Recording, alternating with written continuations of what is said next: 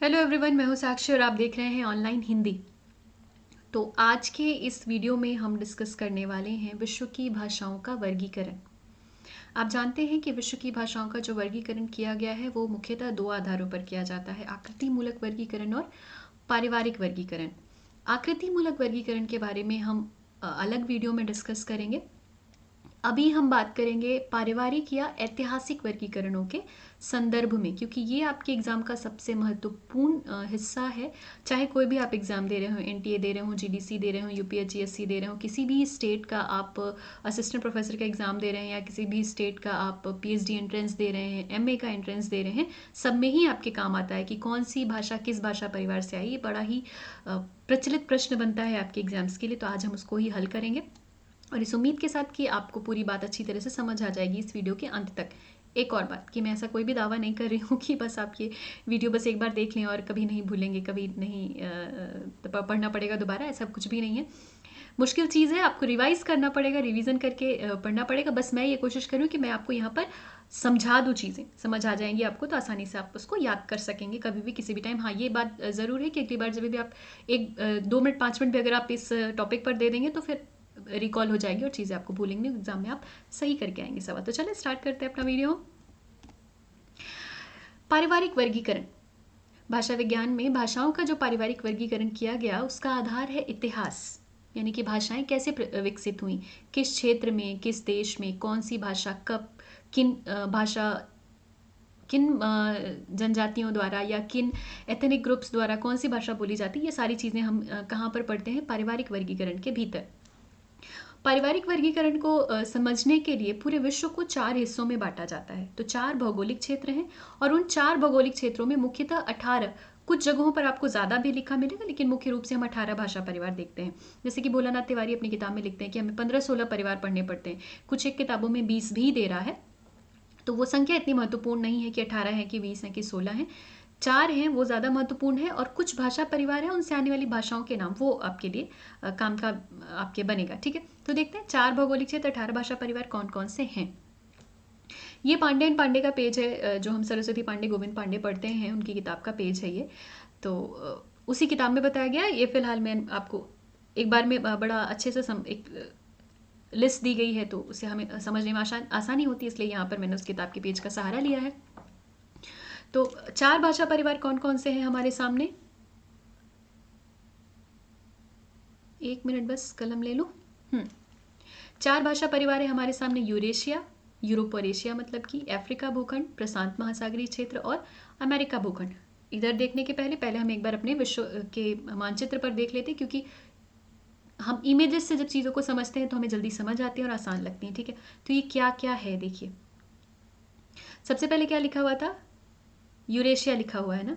तो ये जो क्षेत्र है पूरा आपका, ये पूरा यूरोप, ये स्पेन वगैरह ले करके, ध्यान रखिएगा इधर सऊदी अरेबिया को छोड़ के ईरान, भारत, ये पूरा हिस्सा आ जाता है आपका किसमें? यूरेशिया क्षेत्र में। यूरोप प्लस एशिया भौगोलिक क्षेत्र के आधार पर। उसके बाद आपको यहाँ पर अफ्रीका महाद्वीप दिख रहा है, तो दूसरा क्षेत्र है अफ्रीका। तीसरा है पूरा अमेरिका, उत्तरी और दक्षिणी दोनों अमेरिका मिलाकर के अमेरिका का क्षेत्र। और चौथा है प्रशांत महासागरीय क्षेत्र। क्योंकि दुनिया गोल है तो उसको गोल करेंगे ना, तो देखिए थोड़ा सा प्रशांत महासागर का हिस्सा इधर दिखाई दे रहा है आपको। कुछ कुछ ऑस्ट्रेलिया की भी चीज़ें आती है इसमें, ऑस्ट्रेलिया की भी भाषाएं, और कुछ हिस्सा इधर दिख रहा है। तो मतलब कि प्रशांत महासागरीय, जो प्रशांत महासागर में छोटे छोटे महाद्वीप हैं, उनकी भाषाएं कहाँ से कैसे डेवलप हुई हैं? अमेरिका की भाषाएं, अफ्रीका की भाषाएं, यूरोप की और एशिया की भाषाएं। और क्योंकि उसमें आप देखें तो भूखंडों में यूरोप और एशिया का बड़ा नज़दीकी संबंध रहा है उनका, तो इसलिए यूरोप और एशिया की भाषाओं में काफ़ी सारे लक्षण आपको एक जैसे नज़र आते हैं। इसलिए हम यूरेशिया की भाषा को एक साथ पढ़ते हैं, या उस पूरे भूखंड को एक साथ रख करके उनकी भाषाओं के अध्ययन में सहूलियत हुई। लेकिन ऐसा नहीं हुआ कि अगर एक साथ रख दिया गया तो एक ही जैसी भाषाएं, वो भी अलग अलग है, बहुत सारे अलग अलग भाषा परिवार बनते हैं। तो हमारा मेन फोकस कहाँ होगा? इस एरिया पर, राइट? यूरेशिया भूखंड। यूरेशिया भूखंड के अलावा एक और भाषा में पढ़नी पड़ती है, अरबिक। माफी चाहूंगी, यूरेशिया में ही आएगा, सॉरी। मैं आपको आगे इसको क्लियर करती हूँ फिर। ठीक है, फिलहाल अभी क्या हमने देखा? 4 भूखंड। यूरेशिया, अफ्रीका, प्रशांत महासागर और अमेरिका। ठीक है, ये 4 भूखंड हमने देख लिए। यहाँ पर हमारा फोकस किस पर होगा? यूरेशिया पर। क्यों? क्योंकि हम हिंदुस्तान के हैं, ये रहा हमारा इंडिया।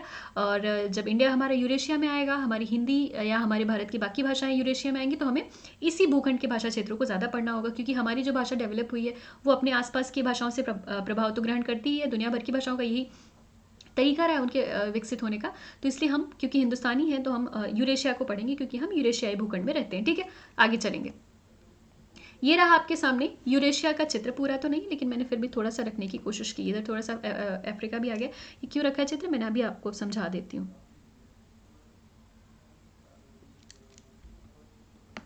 जो हमारे बेहद काम की चीज़ है, देखिए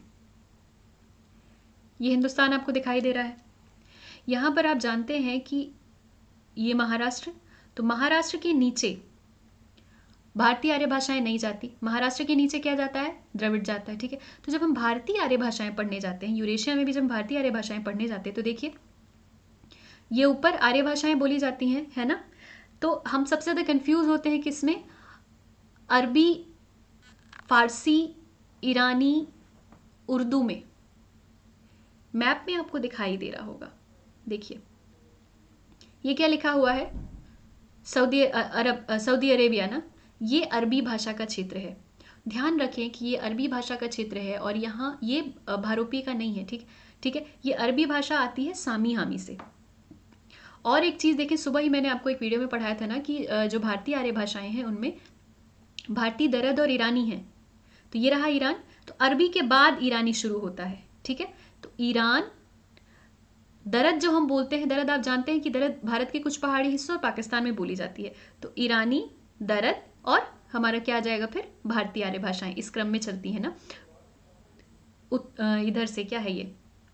पश्चिम से पूरब की तरफ ईरानी, फिर भारतीय आर्य भाषाएं, फिर दरद। ईरानी, दरद, भारतीय आर्य भाषाएं। ये शायद मैंने पीछे उल्टा बोल दिया। पहले ईरानी आएगी, फिर हमारा दरद आएगा, फिर हमारी भारतीय आर्य भाषा आएंगी। ठीक है, तो भारतीय आर्य भाषाओं का क्षेत्र यहाँ से यहाँ तक है। अरबी अलग है, ईरानी, दरद, भारतीय आर्य भाषाएं। ध्यान रखिएगा कि ये केवल ये 3 क्षेत्र हमारे आएंगे भारतीय आर्य भाषाओं में। ठीक है, अरब अलग है, सऊदी अरेबिया देखिए थोड़ा सा कटा भी हुआ है ना, यहाँ पर महासागर है, तो अरब अलग है। तो ध्यान रखिएगा कि अरबी भाषा भी जो है वो भारतीय भारोपी की नहीं है, ये सामी हामी उपवर्ग की भाषा। भी मैं आपको अलग अलग करके समझाऊंगी। बस मैं आपको मैप इमेजेस बार बार मैं आपको दिखाने की कोशिश कर रही हूँ, जिससे आपको याद हो जाए। ठीक है, ये तो हो गया, हम अभी बात कर रहे थे। अब देखिए, जो हम भारोपीय की बात करते हैं, भारोपीय कहाँ से कहाँ तक जाएगा? ये भारतीय क्षेत्र है, तो भारत प्लस ये यूरोप रहा, प्लस यूरोप। ठीक है, तो हम भारोपीय जब भाषाओं की बात करेंगे तो हम इस तरह से आगे बढ़ते हैं, चाइना को छोड़ेंगे इधर से। ठीक है, हिंदुस्तान, ये हिस्सा पूरा हम लेते हुए यहाँ से कि देखिए यूक्रेन, पोलैंड, ये रहा इंग्लैंड। अभी मैं आगे आपको अलग भी समझाऊंगी। अभी के लिए, एक बार के लिए मैं आपको बता रही हूँ कि यहाँ से यहाँ तक का हिस्सा, एक बार मैं उसको मार्क कर देती हूँ तो आपको शायद ज़्यादा अच्छे से समझ आएगा। देखिए, महाराष्ट्र से लेकर के हम इधर से बढ़ते हुए ये हमारा जाता है पूरा भारोपीय भाषाओं का क्षेत्र। यूरेशिया में भी यहाँ हम आते हैं भारोपीय में। टर्की को छोड़ेंगे इधर से, टर्की यूराल अल्ताई में आता है। ये पूरा क्षेत्र हमारा बनता है, ये क्या है हमारा? ये भारोपीय क्षेत्र है।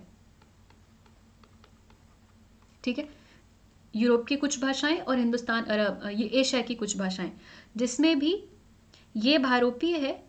और भारोपीय में भी आप देखिए तो भारत, पाकिस्तान और ईरान, ये आपका क्षेत्र है किसका?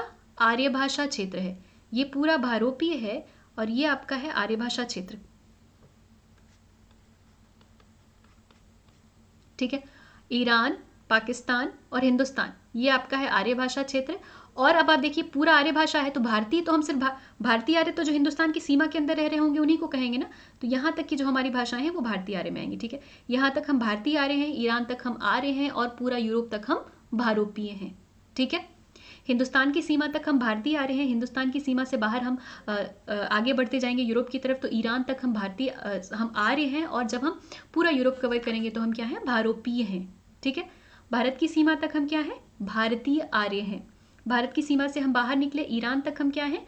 आर्य हैं। और जब हम पूरा भारत से लेकर के यूरोप तक कवर करेंगे तो हम क्या हो जाएंगे? भारोपीय। इसी में आप कंफ्यूज होते हैं ना। तो देखिए, अब अगर अंग्रेजी वगैरह को आपसे पूछेगा, पूछता है ना कि अंग्रेजी, लैटिन, ग्रीक, तो ये सब हमारी भारोपीय भाषाएं तो हैं, लेकिन आर्य या भारतीय आर्य नहीं है। क्यों यूरोप की भाषाएं भारतीय आर्य में नहीं आएंगी? क्यों नहीं आएंगी? क्योंकि ईरान तक ही भारतीय आर्य की सीमा है। ठीक है, भारतीय जो आर्य भाषा की आर्य भाषा सीमा कहाँ तक है? महज ईरान तक। आर्य भाषा की सीमा ईरान तक। एक बार मैं फिर से दोहराऊंगी कि जब हम हिंदुस्तान की सीमा तक रहेंगे, वहां तक की भाषाओं की बात करेंगे, तो हम क्या है? भारतीय आर्य भाषा समूह है। जब हम ईरान तक आगे बढ़े तो हम क्या हुए? आर्य भाषा समूह। जब हमने पूरा यूरोप और हिंदुस्तान कवर किया तो हम क्या हुए? भारोपीय भाषा समूह। ठीक है, और आर्य भाषा से नीचे इधर साइड क्या बोली जाती है? ये द्रविड़ का हिस्सा होता है। और ये क्योंकि देखिए चाइना है ना इधर, तो चाइना से सटा हुआ जो हिंदुस्तान है, यानी कि पूर्वोत्तर भारत का हिस्सा क्या होता है? चीनी भाषा परिवार का हिस्सा होता है। ठीक है, ध्यान रखेंगे, द्रविड़, चीनी भाषा परिवार, भारोपीय भाषा परिवार, ये हम तीन मुख्य रूप से हमारी हिंदुस्तान की भाषाओं को कवर करते हैं। तो ध्यान रखेंगे, पहले हम भारोपीय, पूरा यूरोप और हिंदुस्तान लिया, फिर ईरान तक आए तो हम क्या रहे? आर्य। जब हम हिंदुस्तान तक आ गए तो हम क्या हुए? भारतीय आर्य। ठीक है, इसीलिए हम देखते हैं कि अगर आपसे पूछेगा कि भारोपीय भाषाएं जिसमें यूरोप की भाषाओं का नाम, तो क्या वो आर्य भाषा समूह में आएंगी? नहीं आएंगी। ठीक है, आर्य भाषा समूह की सीमा कहां पर समाप्त हो जाती है? आपके सामने ये ईरान है। उम्मीद है कि आपको समझ आ रही होंगी चीजें। आगे चलेंगे, मैं आपको समझाने मतलब हम लिख करके एक बार तो इमेज देख ली, अपने जहन में इसको बिठा लीजिए। अब हम आगे चल के इसको पढ़ने की कोशिश करते हैं शब्दों के माध्यम से भी। ठीक है, तो ये यूरेशियाई क्षेत्र हमने देखा। यूरेशिया क्षेत्र पूरा कहाँ से कहाँ तक हम थे? अब यूरेशिया क्षेत्र में क्या क्या है? भारोपीय है, द्रविड़ है, काकेशी है, बुरुस्की है, यूराल अल्ताई है, चीनी है, जापानी है, अत्युत्तरी है, बास्क है, सामी हामी है। ठीक है, अब इनमें देखिए यहाँ पर 10 भाषा परिवारों के नाम है। हमारे काम का ज्यादा कौन कौन सा है? भारोपीय है, जाहिर सी बात है, वो मैंने आपको दिखा दिया। द्रविड़ भाषा परिवार का क्षेत्र कौन सा? अभी मैंने आपको मार्क करके दिखाया। यूराल अल्ताई, अभी हमारे यहाँ और काम का क्या क्या है? चीनी कहाँ पर है वो भी मैंने आपको दिखा दिया। यूराल अल्ताई और सामी हामी। एक मिनट रुकिए, मैं उसको भी आपको दिखा देती हूँ। क्या लिखा था वहां पर कि सामी हामी से हमारे क्या आ रही है? सामी हामी से आ रही है अरबी और हिब्रू, यानी कि अरेबिया की भाषा होगी, सऊदी अरेबिया की भाषा होगी सामी हामी। तो देखें सामी हामी का क्षेत्र क्या रहा? इधर।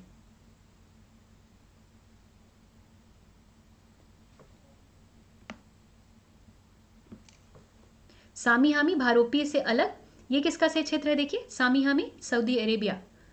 अरब कहाँ से आ रहा है? अरबी भाषा कहाँ से आ रही है? सामी हामी से आ रही। सामी हामी का क्षेत्र कौन सा है? ये वाला सऊदी अरेबिया। ठीक है, सामी हामी का क्षेत्र है ये, भारोपीय से अलग। एक ये सामी हामी हो गया, और एक हमने क्या देखा कि तुर्की, यूराल अल्ताई से क्या आ रही है हमारी? तुर्की। ये रहा टर्की, दिखाई दे रहा है आपको? ये रहा टर्की। टर्की में ये यूराल पर्वत क्षेत्र का हिस्सा है, इसलिए यूराल पर्वत के नाम पे इस भाषा का नाम क्या पड़ा? यूराल अल्ताई भाषा परिवार। और तुर्की की भाषा क्या हुई? यूराल अल्ताई क्षेत्र की भाषा मानी जाने लगी। ठीक है, ये जो हमारे मुख्य काम की भाषाएं, यूरेशिया क्षेत्र में जब हम आते हैं तो हमारे मुख्य काम के जो भाषा परिवार हैं, कौन कौन से भाषा परिवार हैं? भारोपीय। ठीक है, भारोपीय को हम अलग पढ़ेंगे। भारोपीय के अतिरिक्त चीनी भाषा परिवार है। चीनी भाषा परिवार में क्या आएगा हमारा? हमारे पूर्वोत्तर भारत की भाषाएं आएंगी। उसके बाद हमारे काम का सामी हामी क्यों है? क्योंकि हम अरबी हमसे पूछी जाती है, अरबी से हमारा साहित्य काफ़ी लेना देना है, तो अरबी हमसे पूछी जाती है, अरबी यहाँ है। तुर्की से कई सारी शब्द हम इनहेरिट करते हैं, तो तुर्की कहाँ पर है? यहाँ पर यूराल अल्ताई में है। आर्य भाषा का क्षेत्र कहाँ तक है? ईरान तक है। और भारतीय आर्य भाषा का क्षेत्र हिंदुस्तान तक। ठीक है, उम्मीद है कि आप समझ पा रहे होंगे। सामी हामी का क्षेत्र ये रहा। आर्य भाषा का क्षेत्र हिंदुस्तान से लेकर के ईरान तक रहा। जो हमारी चीनी का क्षेत्र है हिंदुस्तान में, वो आता है पूर्वोत्तर भारत में। भारोपी में यूरोप की भाषाएं कहाँ जाएंगी? जाहिर सी बात है, मतलब यूरोप में जाएंगी, भारोपी में जाएंगी, आर्य भाषा में नहीं आएंगी।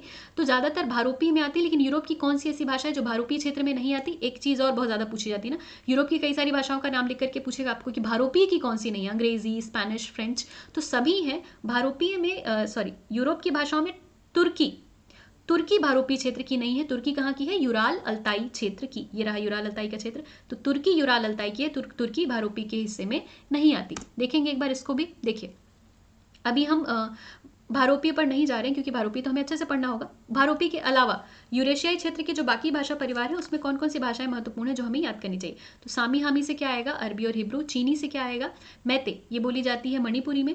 मणिपुर में, और गारो, बोडो, नागा, नेवारी, ये सभी भाषाएं कहाँ की हैं? पूर्वोत्तर भारत की। किससे विकसित हो रही हैं? चीनी भाषा परिवार से। यूरेशियाई भूखंड के भीतर ही चीनी भाषा परिवार वहां से, ठीक है। तो अगर आपको पूछे कि गारो, बोडो, नागा, नेवारी ये भारोपीय भाषाएं हैं, तो नहीं है, ये किसकी हैं? चीनी भाषा परिवार की हैं। द्रविड़ नीचे दक्षिण भारत, तो मलयालम, तेलुगु, तमिल, कन्नड़ हमारी दक्षिण भारत की भाषाएं कहाँ से आ रही हैं? द्रविड़ से आ रही हैं। उसके अलावा कुछ जनजातीय भाषाएं जैसे कि गोंड, उराव, माल्टो, कुई, ये सब कुछ भी कहाँ से मिल रहा है? हमें द्रविड़ से मिल रहा है। ऑस्ट्रो एशियाटिक परिवार से हमें क्या क्या मिलती है हमारी जनजातीय भाषाएं? मुंडारी, कोल, मुंडारी का एक हिस्सा है कोल, संथाली और भूमिज। एक और शब्द यहाँ पर याद रखिएगा, जो ये ऑस्ट्रो एशियाटिक है ना, ऑस्ट्रेलिया और एशिया के कुछ हिस्सों को कवर करता है ये भाषा समूह। तो ऑस्ट्रो एशियाटिक को एक और नाम दिया जाता है आग्नेय समूह, ठीक है। तो क्योंकि मुंडारी ये जो भाषा है ना, ये काफ़ी फेमस है, और संथाली क्योंकि आपकी 8वीं अनुसूची में, तो उससे भी पूछ सकता है। हो सकता है कि आपको वहां पर देखिए संथाली किस भाषा समूह की भाषा है या मुंडारी किस भाषा समूह की भाषा है, और ऑस्ट्रो एशियाटिक की जगह पे आग्नेय लिखा हो, तो परेशान मत होइएगा, दोनों नाम एक ही भाषा का है, ठीक है। यूराल अल्ताई, यानी कि मैंने आपको बताया कि यूरोप में तुर्की भाषा भारोपीय में नहीं आती, तो तुर्की कहाँ आती है? यूराल अल्ताई क्षेत्र में। सामी हामी से अरबी, यूराल अल्ताई से तुर्की, पूर्वोत्तर भारत की भाषाएं चीनी से, गोंड, उराव, माल्टो, कुई द्रविड़ से, मुंडारी, संथाली, भूमिज ऑस्ट्रो एशियाटिक या आग्नेय से, ठीक है। इसके आगे बढ़ेंगे अब आ जाएंगे हम भारोपीय भाषा परिवारों पर। तो भारोपीय भाषा परिवार, मैंने आपको बताया कि हम क्योंकि भारत वाला हिस्सा है, तो हमें भारोपीय भाषा परिवार ज़्यादा अच्छे से पढ़ना पड़ता है। तो जानते हैं हर भाषा में जो भारोपीय, जो हमने पीछे मार्क किया, ये पूरा हिस्सा यहां से लेकर के यहां तक, ठीक है, यहां से लेकर के यहां तक 100, 100 होता है ना, 100। तो कुछ भाषाओं में स के लिए क का इस्तेमाल होता है और कुछ में स का। तो इसी जहां पर 100 को क से उच्चारित किया जाता था और जहां पर 100 को स से उच्चारित किया, तो 100 के द्योतक के आधार पर, 100 शब्द के आधार पर स से सतम, जहां पर 100 के लिए स शब्द इस्तेमाल होता था, उन भाषा परिवारों को, उन समूहों को सतम वर्ग में रखा गया, और जो 100 के लिए क शब्द इस्तेमाल करते थे उनको केतुम में रखा गया। केतुम और सतम, ठीक है, इसी आधार पर। तो और चीज एक ध्यान रखिए कि जो इधर आर्य भाषा समूह है वो सतम में आता है, और यूरोप की ज्यादातर भाषाएं कहाँ आएंगी? केतुम में आती हैं, ठीक है। अंग्रेजी, स्पेनिश वगैरह सब कुछ कहाँ आएगा? केतुम में आएगा, ध्यान रखिएगा। यूरोप की ज्यादातर भाषाएं, यूरोप की प्रमुख जो भाषाएं हैं, देखिए सबसे ज्यादा हमसे क्या पूछा जाता है? तुर्की। तो तुर्की तो भारोपीय में है ही नहीं, तुर्की कहाँ है? यूराल अल्ताई में है। अब भारोपीय में दो समूह होते हैं, केतुम और सतम। तो केतुम और सतम में भी जो मेन यूरोप की भाषाएं हैं, अंग्रेजी, स्पेनिश, फ्रेंच, जर्मन, ये सब कुछ कहाँ आएंगी? केतुम में आएंगी, ठीक है। यूरोप में सबसे महत्वपूर्ण भाषाओं में रशिया और उज्बेकिस्तान, यहाँ की भाषाएं आती हैं इसमें, यूक्रेन, रशिया, उज्बेकिस्तान, ये सतम में आती है, लेकिन ये उतना पूछा नहीं जाता है। पूछा हमसे ज़्यादा क्या जाता है? अंग्रेजी, लैटिन, ग्रीक, ये सारी भाषाएं पूछी जाती है। तो ये ज़्यादातर भाषाएं जो भारोपीय की हैं, यूरोप की भाषाओं किस में आएंगी? केतुम वर्ग में आती हैं। सतम वर्ग में आता है हमारा भारतीय आर्य भाषा परिवार, उसको भी हम एक बार देखते हैं। देखिए, ये केतुम और सतम का विभाजन है। केतुम और सतम के विभाजन कुछ जो वन लाइनर किताबें हैं उनमें कुछ अलग अलग दिया हुआ है। यहाँ पर जो मैंने आपके सामने लिखा है, ये भोलानाथ तिवारी की किताब से लिखा हुआ है, हिंदी भाषा की संरचना से। तो वो क्या बताते हैं? सतम वर्ग में किसको किसको ले रहे हैं? भारत ईरानी, यानी जिसको हम क्या कहते हैं? आर्य भाषा। भारत और ईरान कहाँ से कहाँ तक है मैंने वो आपको इमेज में दिखा दिया है। तो भारत ईरानी में क्या आएगा? आपको मैं पहले ही लिख दे रही हूँ, क्योंकि कई लोग संस्कृत लिख देता है, मराठी लिख देता है, तो परेशान हो जाते हैं। तो संस्कृत और उसकी परवर्ती भाषाएं, यानी कि संस्कृत, पाली, प्राकृत, अपभ्रंश और उससे बनी हुई उर्दू, मराठी, हिंदी, ये सारी कुछ कहाँ आ जाएंगी? भारतीय आर्य भाषा समूह में आएंगी, ठीक है। संस्कृत और उसकी परवर्ती भाषाएं कहाँ आएंगी? भारतीय आर्य भाषा समूह। संस्कृत, पाली, प्राकृत, अपभ्रंश, मराठी, सारी कुछ हमारी उर्दू भारतीय आर्य भाषा समूह में आएगी। उसके बाद ईरानी और दरद, ईरानी को ही क्या कहते हैं? फारसी भी कहते हैं हम, ठीक है। तो ध्यान रखेंगे, मैंने आपको सुबह के वीडियो में बताया था कि आर्यों ने क्या सहा है? भारी दर्द सहा है। तो आर्य भाषा समूह के भीतर कौन कौन आता है? भारतीय, ईरानी और दरद, ठीक है। उसके बाद बाल्टिक, अच्छा जो मैं आपको बता रही थी वन लाइनर किताबों में, तो कुछ जगहों पे ना बाल्टिक स्लाविक एक साथ लिखा हुआ है, तो इसलिए वहां पर 4 ही विभाजन होते हैं। भोलानाथ तिवारी ने इसको बाल्टिक अलग लिखा हुआ है, स्लाविक अलग लिखा हुआ है, तो इसलिए मैंने उस किताब के हिसाब से बाल्टिक स्लाविक अलग अलग लिख दिया है। स्लाविक में सबसे महत्वपूर्ण क्या है? क्योंकि यूक्रेन और रशिया आजकल बहुत ज़्यादा न्यूज़ में है, तो स्लाविक जो भाषा है वहाँ से रूस की भाषा, रूसी और यूक्रेनी और रूसी, ये दोनों कहाँ आएंगी? सतम वर्ग की स्लाविक भाषाओं में, ठीक है। रूसी और यूक्रेनी दोनों किस में आएंगे? सतम वर्ग के स्लाविक भाषा में। अर्मानी हमारे बहुत आर्मीनियन हमारे बहुत काम की नहीं है, और अल्बानी इलीरियन जिसको कह रहे हैं, ये भी बहुत ज़्यादा काम की कोई ऐसी भाषा नहीं जो कि हमको याद करनी पड़े, तो केवल समूह याद रखेंगे। केतुम में हम आते हैं, तो केतुम में देखें क्या क्या है? जर्मनिक, केल्टिक, ग्रीक, तोकरी, हिटाइक, लैटिन, इटैलिक। तो इसमें भी हमारे काम का क्या क्या है? जर्मनिक से क्या आएगा? अंग्रेजी और डच। ग्रीक से क्या आ जाएगा? ग्रीस की भाषा आ जाएगी, तो वो भी देख लिया हमने। लैटिन से सबसे ज़्यादा आ रही हैं, लैटिन से इतालवी, फ्रांसीसी, स्पेनिश और पुर्तगाली, ये सभी भाषाएं कहाँ से आ रही हैं? लैटिन से आ रही हैं। एक बार मैं आपको केतुम वर्ग अलग से दिखाती हूँ। ये रहा यूरोप का मैप है। ये यूरोप का मैप में देखने की कोशिश करें जो हमने पढ़ा था, ठीक है? ये यूरोप का मैप रहा। अब हम जो पढ़ते हैं, जो इंपॉर्टेंट जो भाषाएं हैं, ये आपको जर्मनी दिखाई दे रहा है, ये रहा जर्मनी, तो ये है जर्मनिक। जर्मनिक से क्या क्या आ रहा है?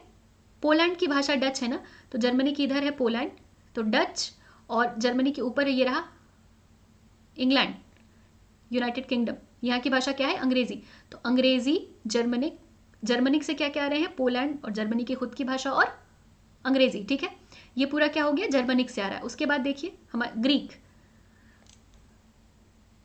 ग्रीक ये लिखा ही हुआ है, ग्रीक को ही हेलेनिक भी कहते हैं, ठीक है? अगर हेलेनिक लिख देगा तो कंफ्यूज मत होइएगा, ग्रीक को ही हेलेनिक कहते हैं। तो ये रहा ग्रीस, इसकी अपनी भाषा अलग हो गई, ठीक है? यूरोप में एक ये देश हमें दिखाई दे रहा है, एशिया और यूरोप के जो बॉर्डर पर है, तुर्की, टर्की। टर्की को हम जानते हैं कि ये भारोपी में नहीं आता। ये किस भाषा समूह की भाषा है? ये है यूराल अल्ताई की।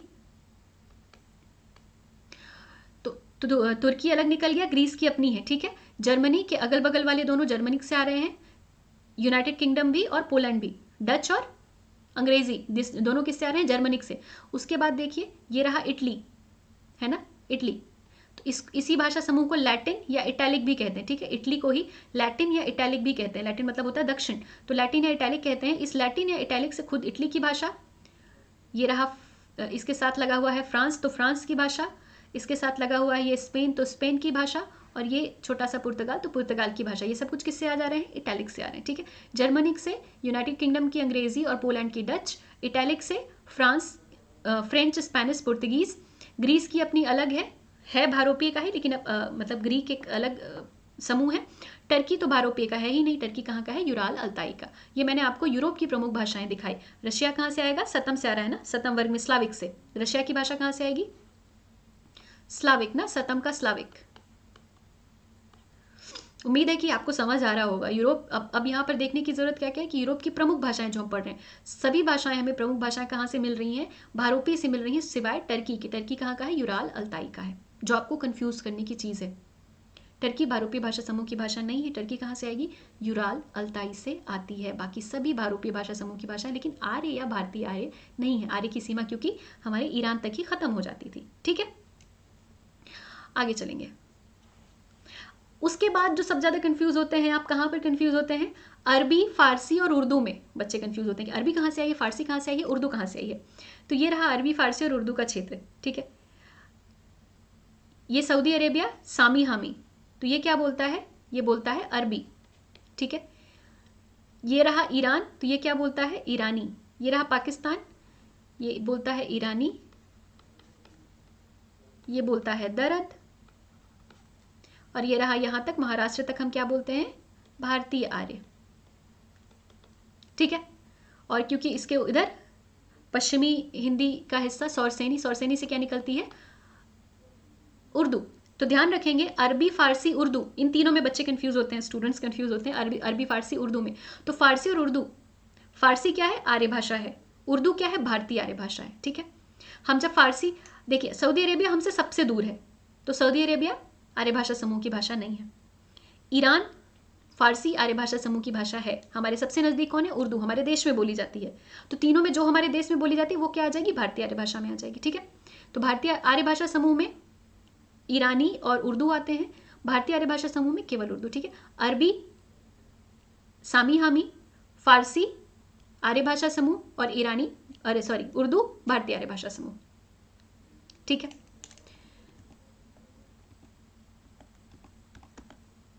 तो आज के लिए इतना ही, मतलब इस वीडियो के लिए इतना ही। अगले वीडियो में मैं आपको बताऊंगी, यहाँ तक जो समझाया है अगले वीडियो में हम करेंगे जो 8वीं अनुसूची की 22 भाषाएं हैं, वो भाषाएं कौन सी भाषा किस भाषा परिवार से आ रही है, एक बार मैं आपको उसको भी समझा दूंगी। क्योंकि ये क्लास आप देख चुके होंगे, तो जब आप उसको देखेंगे तो वो भी आसान हो जाएगा, और कह लें कि एक दूसरे की पूरक होंगी, उसको देखेंगे तो ये भी ज़्यादा समझ आएगी, इसको देखेंगे तो वो ज़्यादा समझ आएगा। ठीक है, इस तरह से एक बार मैं फिर आपके सामने दोहरा देना चाहूंगी।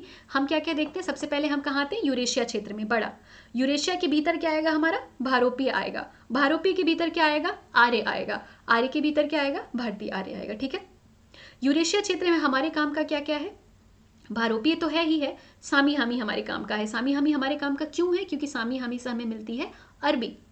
उसके बाद हमारे काम का क्या है, चीनी हमारे काम का है। चीनी हमारे काम का क्यों है, क्योंकि हमें मिलती है उससे पूर्वोत्तर की हमारी भाषाएं, कुछ हमारी जनजातीय भाषाएं। उसके बाद हमारे काम का क्या है, यूरेशिया क्षेत्र से द्रविड़, द्रविड़ क्योंकि हिंदुस्तान में पूरा दक्षिण भारत द्रविड़ भाषा क्षेत्र का हिस्सा है, तो वो हमारे काम का है। उसके अलावा गोंड जैसी एक प्रमुख जनजातीय भाषा भी हमें कहाँ से मिल रही है, द्रविड़ से मिल रही है। गोंड कहाँ से आ रही है, द्रविड़ से। उसके बाद हमारे काम का क्या है, यूराल अल्ताई। यूराल अल्ताई क्यों हमारे काम का है, क्योंकि यूराल अल्ताई से हमें क्या मिलेगी, तुर्की मिलेगी। ठीक है, ध्यान रखेंगे। और उसके बाद फिर हम हमारे काम का क्या है, आर्य भाषा समूह। आर्य भाषा समूह में भारी, आर्यों ने भारी दर्द सहा, तो भारतीय आर्य भाषा में भारत, ईरानी और दरद, ये हो गया। उसके बाद जब हम यूरोप की भाषा में जाएंगे तो कौन सी कहाँ से आएगी, भारोपी की है। भारोपी के 2 भेद किए जाते हैं, केतुम और सतम।